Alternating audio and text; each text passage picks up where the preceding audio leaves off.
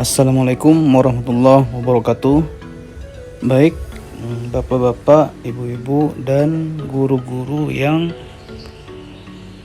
berada di seluruh Indonesia, yang mana kita semua sedang menunggu pengumuman P3K yang diadakan oleh Kemenak. Nah, pada hari ini saya akan men-share ke guru-guru, bapak-bapak, ibu-ibu, rekan-rekan. Nah, bahwasanya sudah ada pengumuman Kemenak akan mengadakan perekrutan P3K yang jumlahnya itu sekitar 25.000 kurang lebih, itu untuk guru dan dosen. Nah, bagaimana? Kita lanjut saja, kita baca kebijakan pengadaan CASN formasi tahun 2022. Oke, teman-teman. Di sini sudah ada dijelaskan aturan-aturan bagaimana guru-guru nanti kalau ingin mendaftar P3K di bawah Kementerian Agama. Nah, di sini ada kebijakan pelaksanaan, distribusi alokasi formasi, rencana jadwal pelaksanaan. Nah, ini kita lewati saja.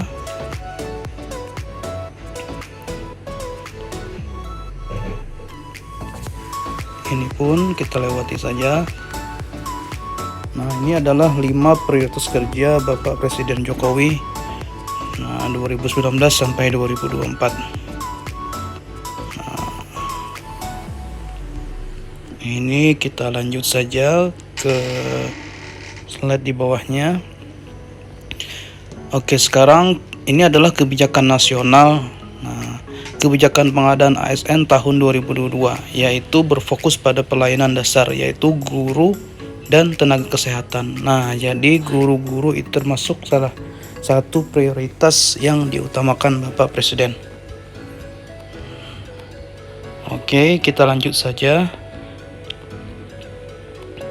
Arah kebijakan dan strategi nasional yang menjadi mandat RPJMN pada Kementerian Agama. Oke, ini kita skip saja, kita lanjut. Kebijakan Kementerian Agama. Nah, ini adalah hal yang melandasi para pelamar yang bisa mendaftar P3K.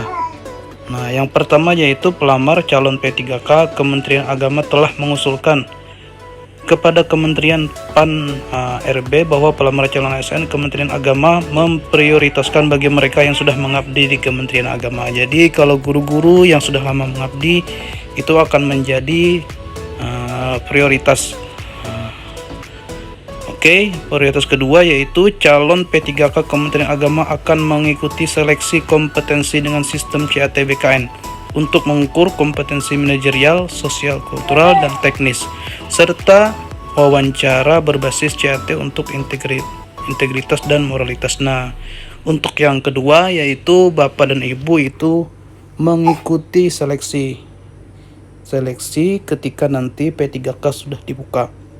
Yang ketiga, moderasi beragama. Calon P3K Kementerian Agama akan mengikuti tes moderasi beragama menggunakan sistem CAT Mandiri Kementerian Agama untuk mengukur tingkat pemahaman dalam implementasi moderasi beragama. Nah, 4. Profil ASN Kementerian Agama P3K akan memiliki kompetensi yang sesuai dengan kebutuhan jabatan dan memiliki pemahaman beragama yang moderat, sehingga dapat mencapai tujuan Kementerian Agama secara keseluruhan. Nah, oke, itu dia tadi informasi tentang kebijakan yang ingin mendaftar P3K tahun 2022. Nah, sedangkan ini adalah persyaratan umum calon P3K. Setiap WNI dapat melamar menjadi P3K dengan ketentuan sebagai berikut. Usia paling rendah 20 tahun.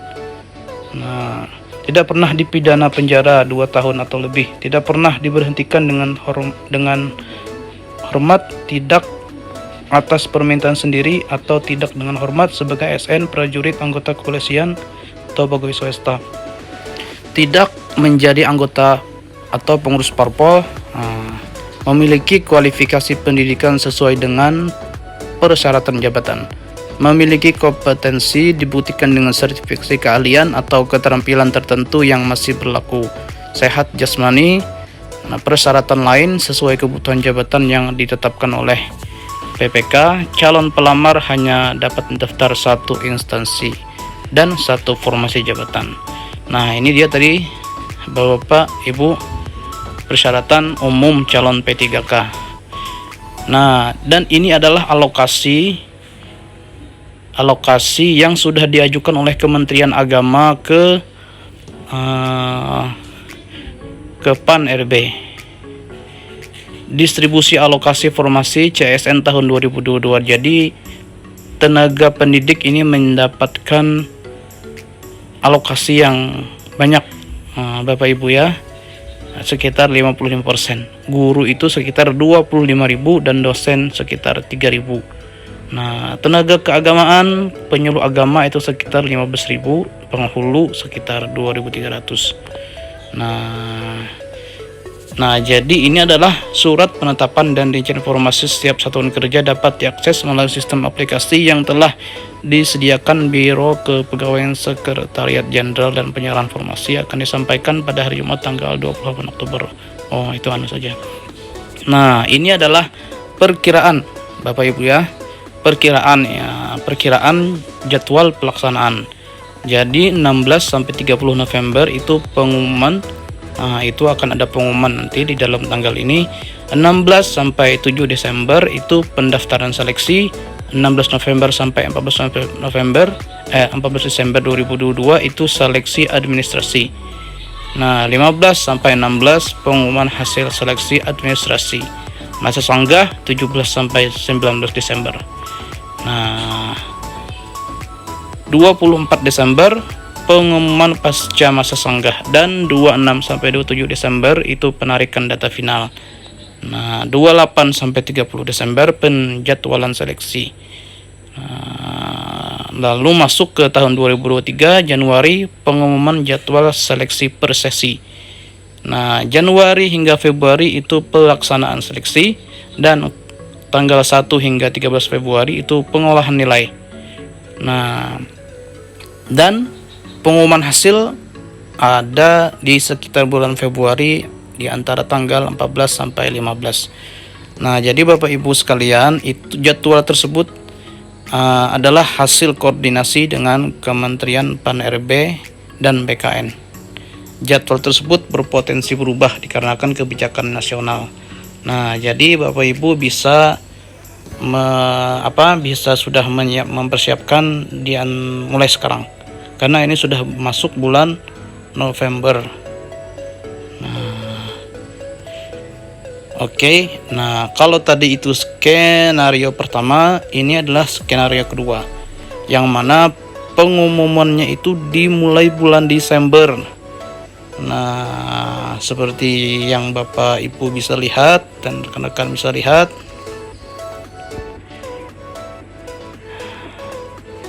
Nah, itu pendaftarannya mulai tanggal 1 hingga 22 Desember.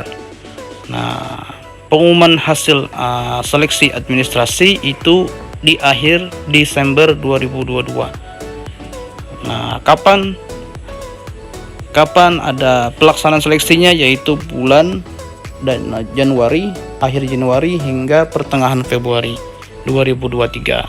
Nah, tanggal 19 pengumuman hasilnya itu ada di akhir Februari 2023.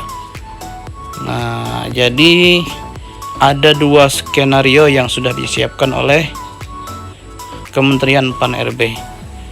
Nah, lalu pengumuman hasil akhir seleksi itu ada di tanggal 8 hingga 9 Maret 2023. Jadi kemungkinan kalau tidak ada pengumuman di bulan November ini berarti akan memasuki skenario yang kedua, Bapak Ibu sekalian. Nah, jadi itu saja tadi penjelasan atau info yang dapat saya bagikan ke Bapak dan Ibu sekalian. Silahkan Bapak Ibu Kalau Bapak Ibu baru saja berkunjung ke channel Ninta Hakim, silahkan klik tombol subscribe untuk update berita P3K atau yang berkaitan dengan Kementerian Agama. Nah, terima kasih. Itu saja. Mohon maaf jikalau ada informasi yang salah, karena saya membacakan ini PowerPoint yang resmi dari Kementerian Agama, insyaallah. Oke, terima kasih. Wassalamualaikum warahmatullahi wabarakatuh.